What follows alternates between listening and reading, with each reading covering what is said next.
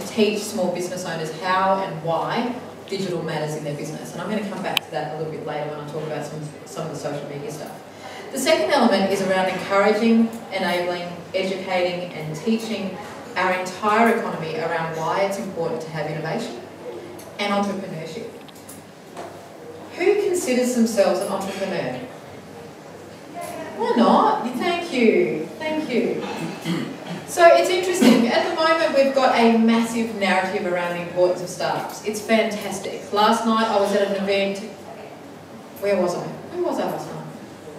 Oh yes, I was at CCOQ and the Blue Chili Incubator. Down the road, there was another event happening at River City Labs. And as I said to people who were kind of whinging to me about the fact that they couldn't decide which event they could go to, I said, well, first of all, you came to the right one. But second of all, the fact that we've got multiple startup events in Brisbane on the same night is such a big deal. Because a few years ago, we just didn't. So why are entrepreneurs and startups important to the economy? Because they're the ones who are coming up with the really interesting ideas. They're prototyping them fast. They're getting them out to market fast, which then infects other people around them to do similar. And one of the things that we know in this rapidly changing economy is we can't do things in the really slow, old way that we used to do them.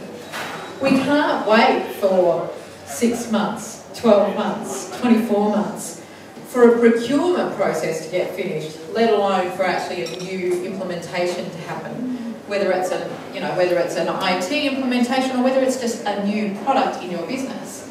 Because companies like Uber or Airbnb or even just your local cafe who has a better offering will come in faster, quicker, and will take the customers.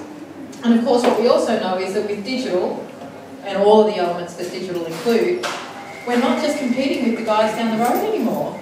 We're competing literally on a global scale.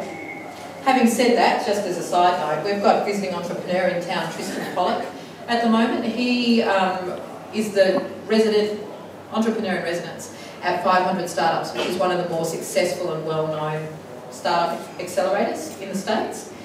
His startup was a company called Storefront, which basically matches, it's a matchmaking site between property owners who have underutilised retail space and artisans who need access to short-term space and who don't want to sign a 5x5 lease. Now this is really interesting because what Storefront has enabled in the States or in the cities that it exists in is people who, for example, new fashion designers, jewellery makers, craftspeople, to actually set up a store at far lower risk than what they could previously.